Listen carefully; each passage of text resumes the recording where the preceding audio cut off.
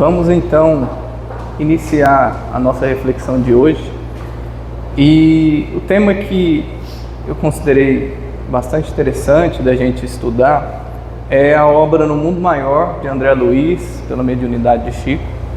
Ela é a quinta obra da série A Vida no Mundo Espiritual, de André Luiz. Então, a primeira, como a gente sabe, é Nosso Lar e assim por diante. É quando ele já está mais adaptado no plano espiritual e vai trazer para a gente mais informações sobre suas experiências no astral. Esse livro, ele basicamente é uma coletânea de vários casos que André Luiz, na companhia de seu instrutor ali, Calderaro, eles vão acompanhando, e são casos relacionados a desequilíbrios psíquicos, os mais variados.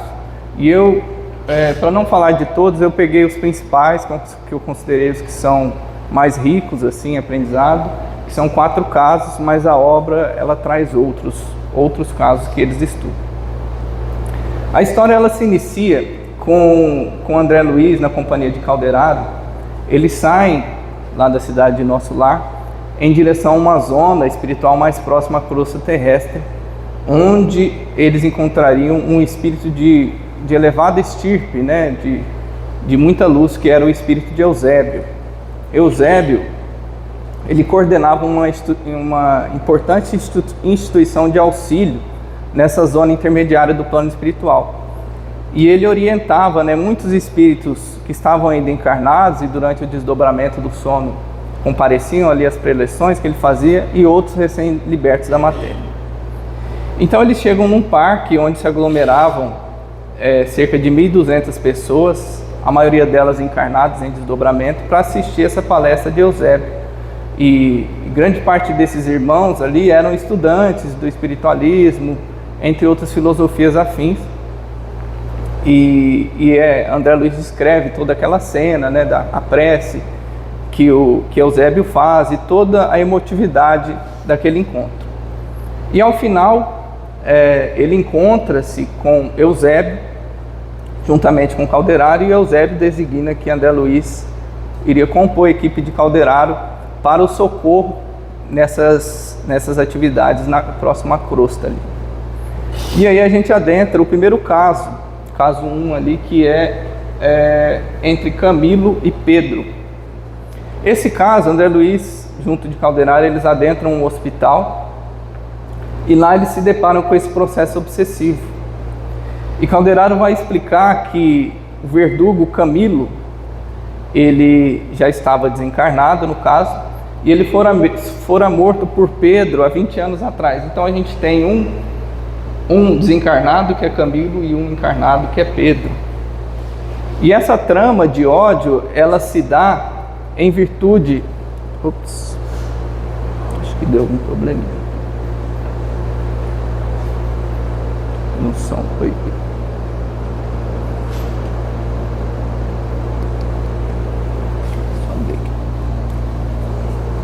Acho que deu algum problema no cabo aqui.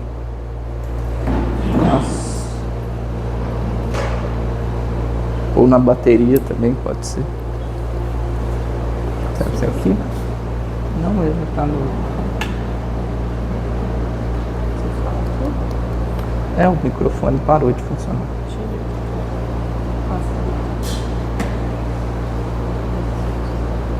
Senão eu vou sem microfone mesmo. Acho que pode ser a bateria dele. Porque aqui tá tudo ligado. Eu desliguei o controle, tá aqui também. Oi. Acho que não. Conecta no seu. Põe aqui, vamos ver.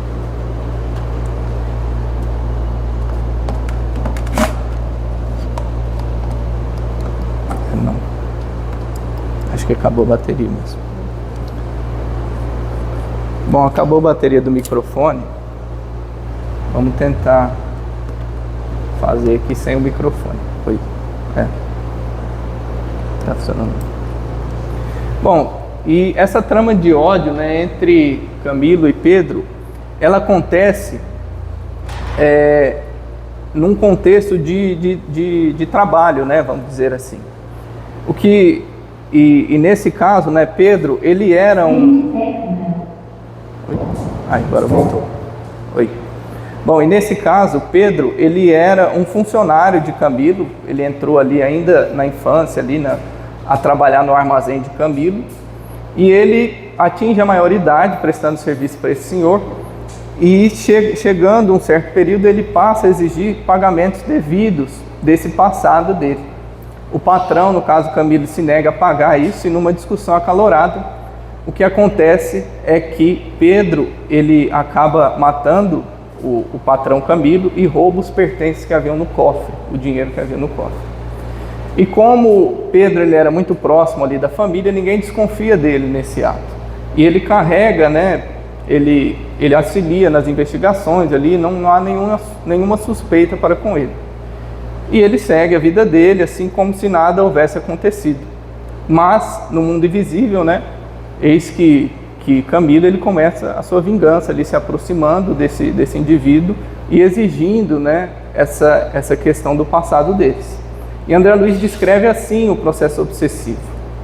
Abatido e pálido mantinha-se ele unido à deplorável entidade do nosso plano.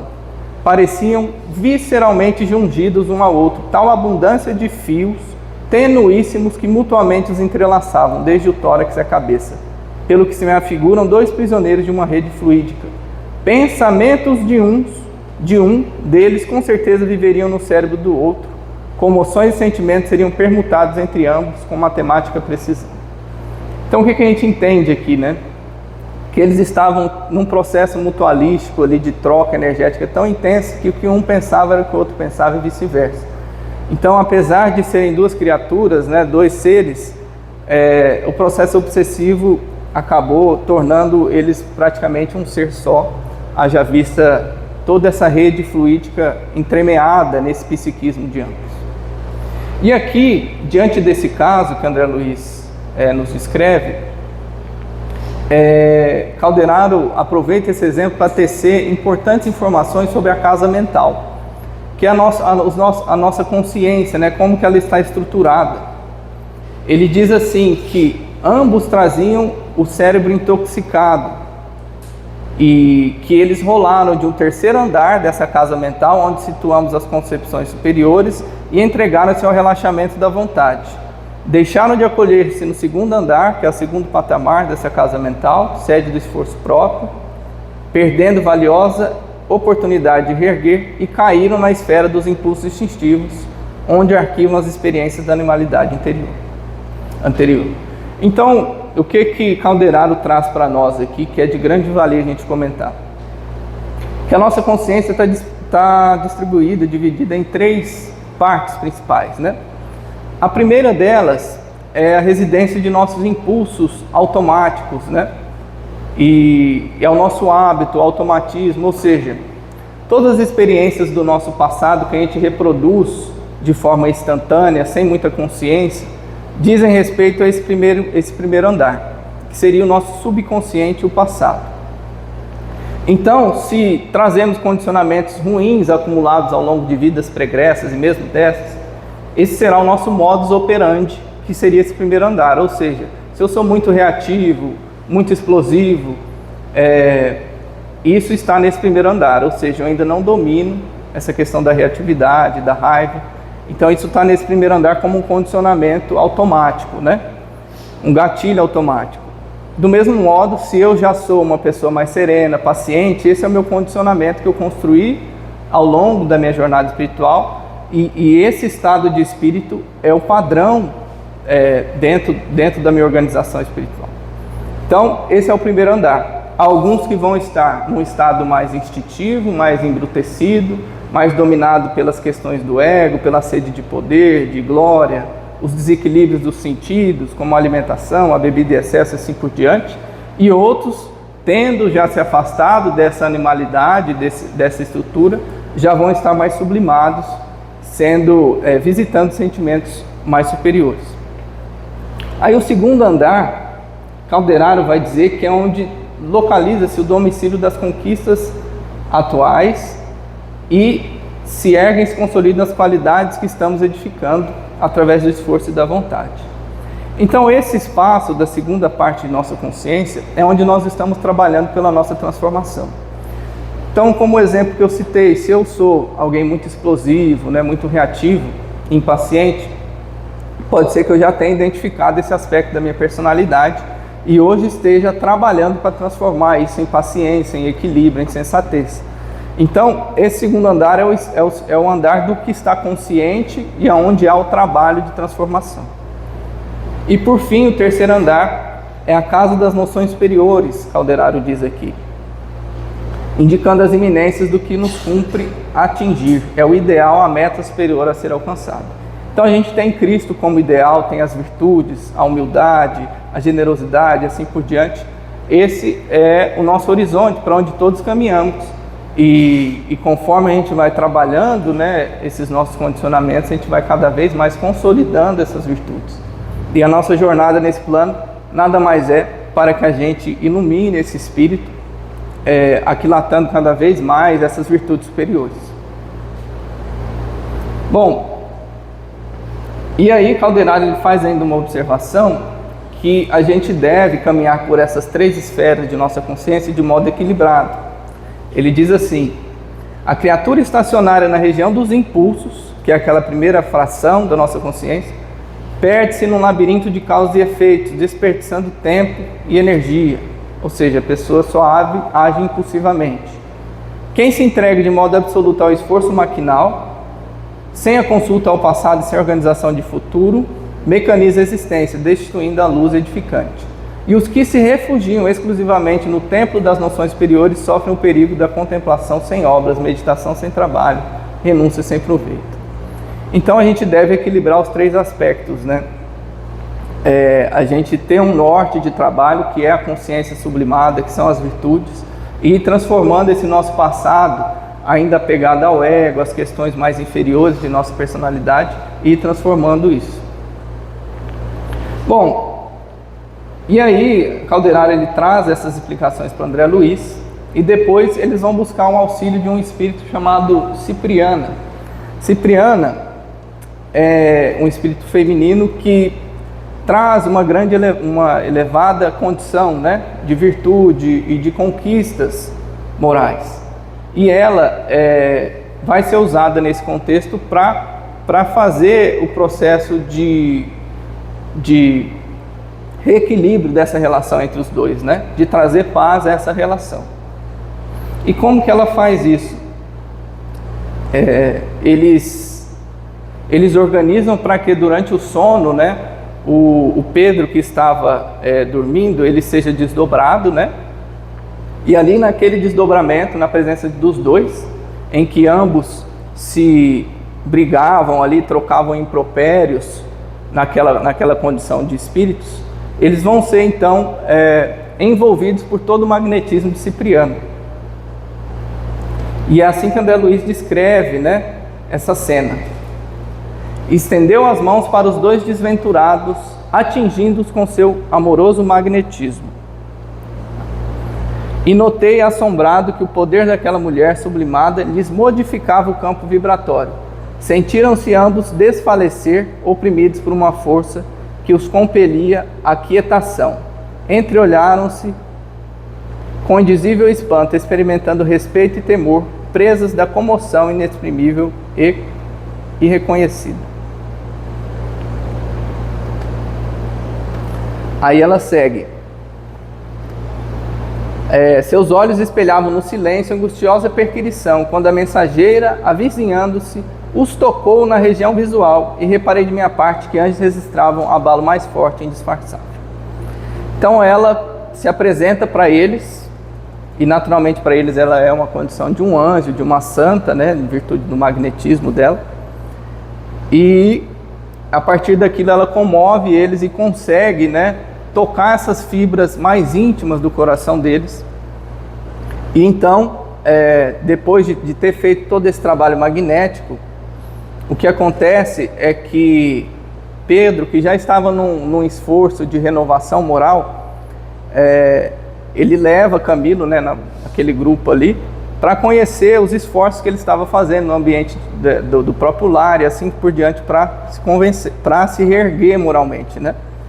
E aí, a partir daquilo, Camilo ele se convence a perdoar ele e ele vai ser recolhido por Cipriano para uma casa de amparo espiritual, para que ele se reequilibre o seu estado moral e psíquico. Então ali esse caso ele se resolve a partir da presença desse espírito Cipriano. Bom, e o segundo caso que a gente vai falar aqui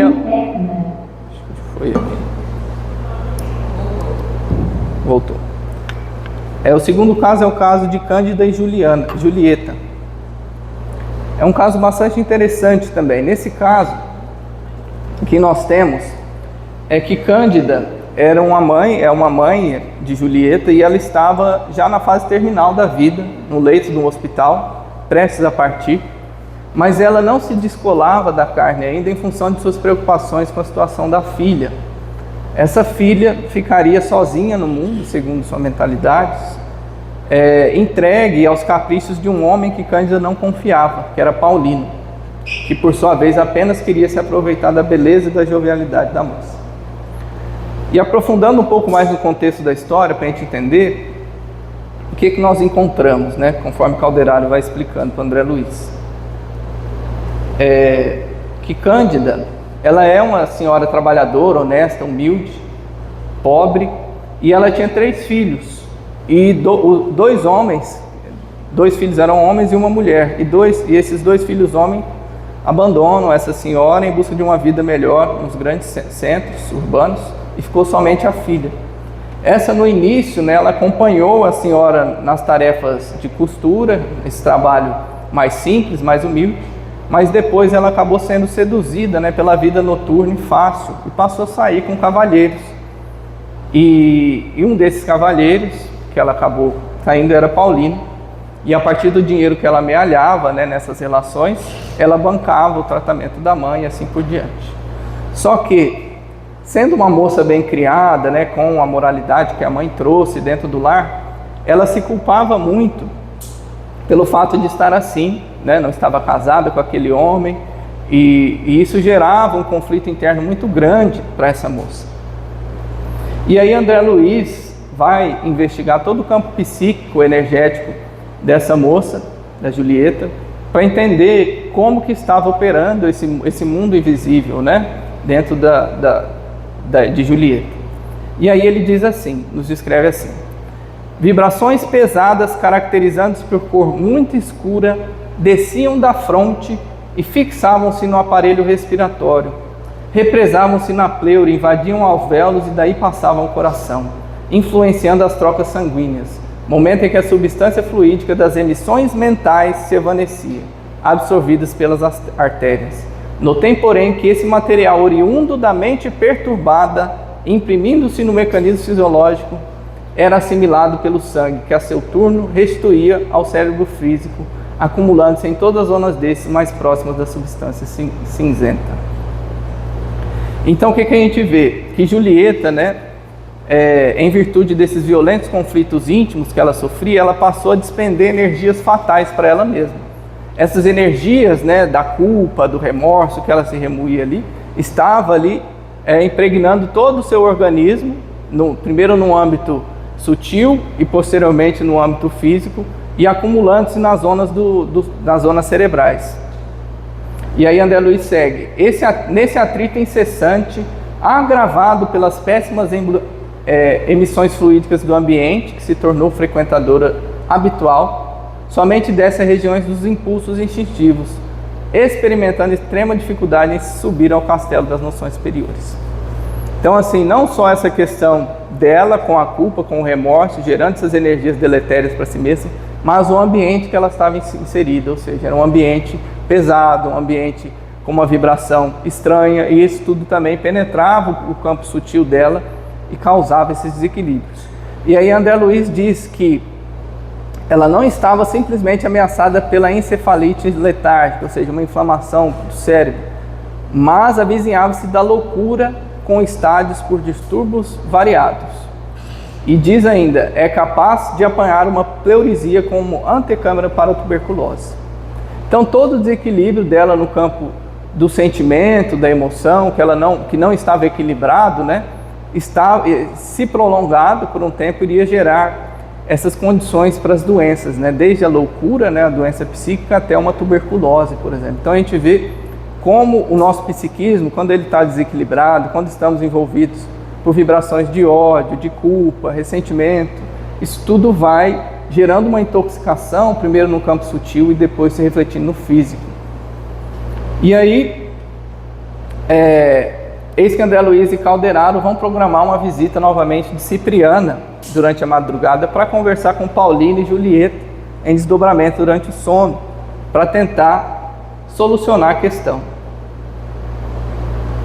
E aí Cipriana aparece então para esses dois e André Luiz descreve a cena da seguinte forma: diante de Cipriana, que sustentava a enferma Cândida nos braços carinhosos, ajoelharam-se ambos instintivamente, chorando comovidos, sentiam-se humilhados e aflitos, reconheciam ali a presença de alguma coisa do poder celestial.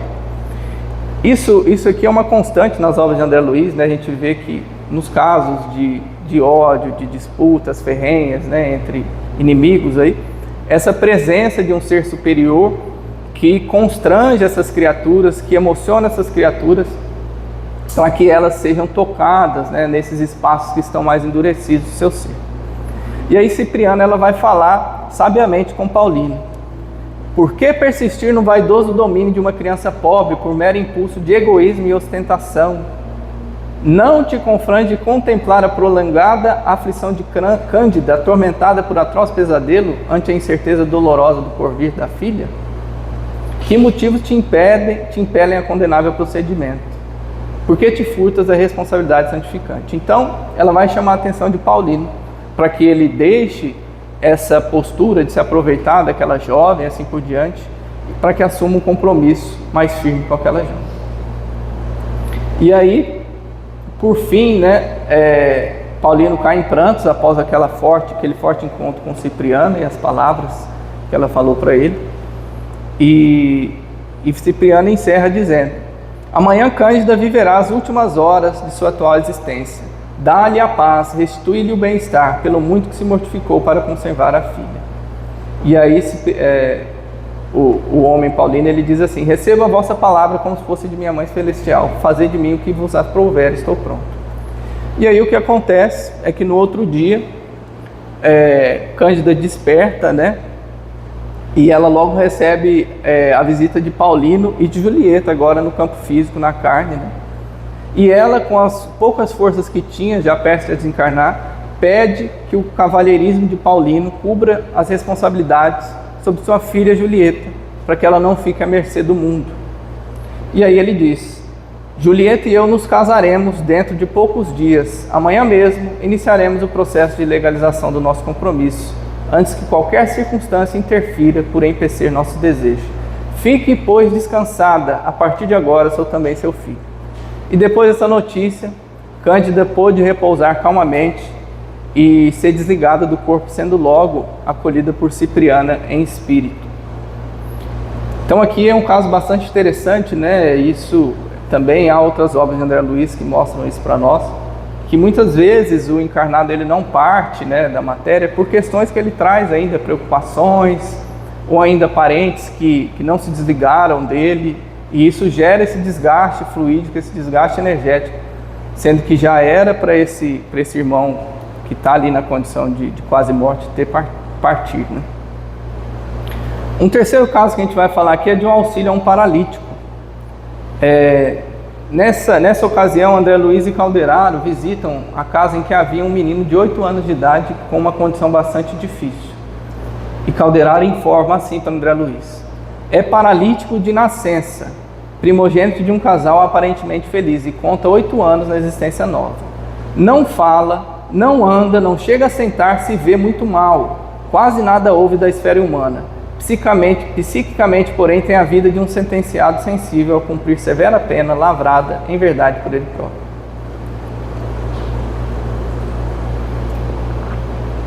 Aqui é um caso de um resgate kármico, né, desse irmão, em que Calderaro vai nos informar que noutra vida ele decretou a morte de muitos compatriotas numa insurreição, usando-se dessa ocasião para se vingar de inimigos, né, nessa outra vida. E depois disso ele caiu nessas regiões inferiores, no umbral, e foi perseguido por muitas delas.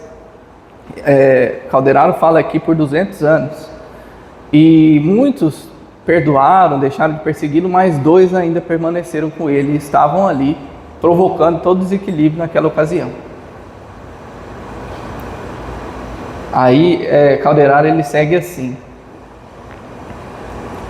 os pensamentos de revolta e vingança emitidos por todos aqueles aos quais deliberadamente ofendeu, vergastaram-lhe o corpo perispiritual por mais de 100 anos consecutivos, como choques de desintegração da personalidade. E o infeliz, distante do acesso à zona mais alta do ser, onde está o castelo das noções superiores, em vão se debateu no campo do esforço presente, isto é, a altura da região que localizamos as energias motoras. É que os adversários implacáveis, apegando-se a ele, através da influência direta, compeliram-lhe a mente a fixar-se nos impulsos automáticos no império dos instintos. Permitiu a lei que assim acontecesse, naturalmente, porque a conduta do nosso irmão for igual à do jaguar, que se aproveita da força para dominar e ferir. Então aqui era uma questão kármica, né? Esses irmãos se apossaram do psiquismo desse jovem e dominaram toda a parte motora dele, assim por diante.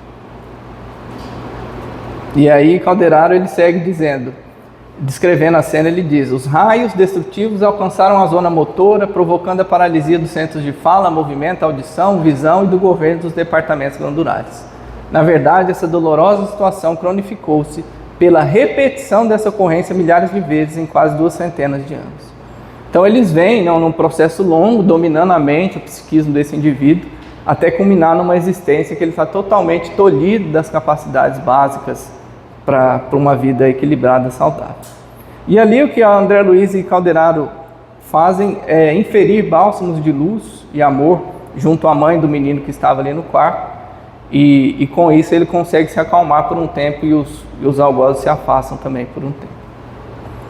Por fim, o último caso que a gente vai falar aqui é o caso em que André Luiz ele encontra seu avô desencarnado, Cláudio. Nessa ocasião, André Luiz ele vai fazer uma incursão às regiões do baixo umbral, conforme ele descreve. Eles caminham alguns quilômetros por essa região nevoenta até que eles chegam nas regiões abismais onde estavam esse avô. E André Luiz descreve esse cenário da seguinte forma: enquanto densas turbas de almas torturadas se debatiam em substância viscosa no solo onde andávamos, assembleias de certos grupos volitavam a pequena altura, como bandos de corvos negrejantes, mais escuros que a própria sombra a envolver-nos, ao passo que vastos cardumes de desventurados jaziam chumbados ao solo, quais aves desditosas de asas partidas. Como explicar tudo isso? Então André Luiz ele estava ali abismado, né, vendo que havia as criaturas que rastejavam no solo, no lodo, e outras que voavam nesse ambiente do umbral, parecendo corvos, né?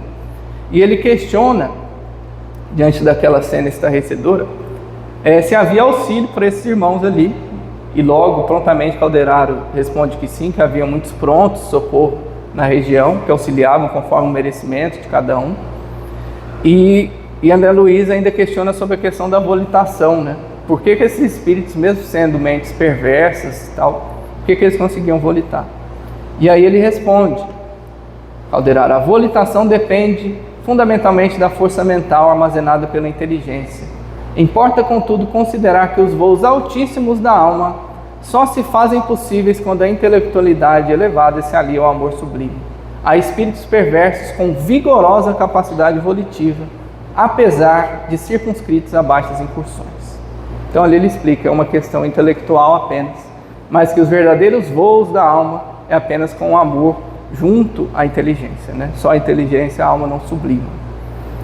E aí, em diálogo com o Calderaro explica que aquela região ela congregava, né, diversos almas com diversas questões, com diversos desvios, como homicídios, viciados, avarentos, cúpidos, entre outros.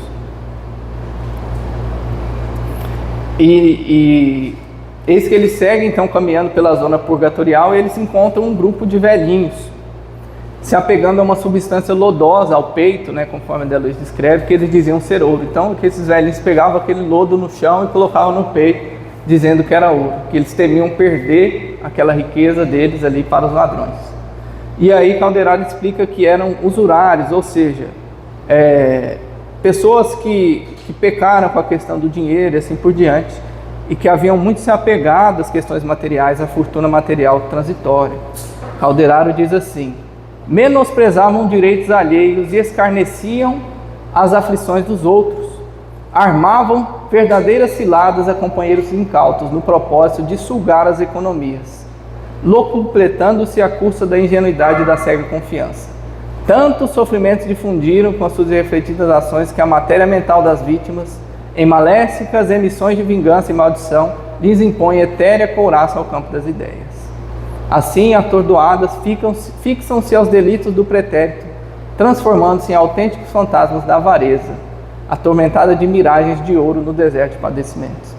Então eles passaram a perna, enganaram muitas pessoas, sugaram as economias de muita gente, e aí as emissões de vingança, de maldição dessas pessoas acabaram gerando todo esse desequilíbrio e essa miragem de ouro que eles viviam ali. E naquele grupo de senhores, eis que André Luiz reconhece um rosto, né? Um rosto que lhe era familiar, o rosto de seu avô Cláudio, ainda que sofrido devido à condição, ele reconhece. E não demora muito para que, ouvindo a conversa entre os homens loucos ali, ele escuta o nome Cláudio. Então ele tem a confirmação de Calderaro que ele fora conduzido ali para auxiliar no resgate do seu próprio avô, mesmo que ele não sabia no início, mas a equipe já sabia, ele for ali para auxiliar no resgate do próprio avô. E ali ele vai tentar fazer a doutrinação desse avô, né? O processo de tomada de consciência. Ele diz assim: Cláudio, sois vítima de lamentável engano, vossa casa antiga cerrou-se com os olhos físicos que já desapareceram, encerraste o espírito num sonho vão de mentirosas riquezas. A morte vos arrebatou a alma do domicílio carnal, vai mais para de 40 anos. Então havia mais de 40 anos que esse avô dele tinha desencarnado, estava naquela zona, e André Luiz estava tentando mostrar para ele que ele estava morto, né? Que ele já tinha passado a vida física. E aí, em diálogo com o avô, seu avô vai recobrando as memórias, e o velho senhor se confessa, né, que o pai desse senhor deixou uma herança para ele e sua irmã Ismênia, mas, movido pela ganância, ele acabou provando, né, que só ele era herdeiro daquela herança, e subtraiu a herança dessa senhora Ismênia, que viveu a vida na pobreza, no padecimento. E ele padeceu também com os remorsos a respeito desse ato. E ele explica, né, que desejava que o seu neto exercesse a medicina, no caso André Luiz, como uma forma de dar bom uso a esse dinheiro que ele tinha acumulado. E foi isso que André Luiz fez, ele se tornou médico. Bom, e depois disso, né, para fechar a trama, eles recebem um auxílio de Cipriana mais uma vez, e Cipriana propõe para o grupo ali que a forma de reconciliar Ismênia e esse irmão, né, o avô de André Luiz, Cláudio, seria através de uma reencarnação de ambos juntos, novamente. E eles vão então procurar Ismênia, que já estava encarnada, ela já estava encarnada, devia ter por volta de 20 e poucos anos, que ela já era casada. E eles vão atrás de Ismênia, e lá eles encontram o lar dela, que ela é em Bangu, Rio de Janeiro, e ela tinha um marido que era pedreiro, chamado Nicanor, né? E essa jovem pretendia formar uma família em breve. E eles então, em desdobramento durante o sono, recolhem Ismênia e levam ao encontro de Cláudio, que já estava numa casa de amparo, numa casa de socorro. Ali eles dialogam. A princípio ela não consegue recordar esse passado, até que Cipriano envolve ela com abundantes irradiações magnéticas que fazem ela recobrar toda essa vida sua anterior e a relação que ela tinha ali com Cláudio. E a priori ela não se sente confortável na presença dele, mas Cipriana explica, né, sobre o plano dela receber ele como filho, e por fim tudo se encaminha. E aqui é interessante a gente notar, ele seria filho de Ismene e Nicanor num lar pobre e humilde. E aí ela coloca: partilhar-nos-á a vida pobre e honrada, conhecerás a alegria do pão, filho do suor, com a proteção divina, e olvidará em nossas companhias a ilusão por tanto tempo nos separar. Então quer dizer, ele vai vir num lar pobre, né? Num lar de pobreza e dificuldade, e vai ter que trabalhar arduamente em virtude desse resgate do passado dele. Eles ainda dizem assim, ó, o imperativo da pobreza extrema com trabalho intensivo para que reeduque as próprias aspirações. Então é bem provável que o avô de André Luiz, nessa nova encarnação, ainda que ele queira enriquecer, o plano espiritual vai cortar as possibilidades dele, porque é uma questão kármica, que ele depure esse espírito dele abusivo, esse espírito ganancioso, que levou a quedas morais tão difíceis, né, que levaram ele à questão do umbral.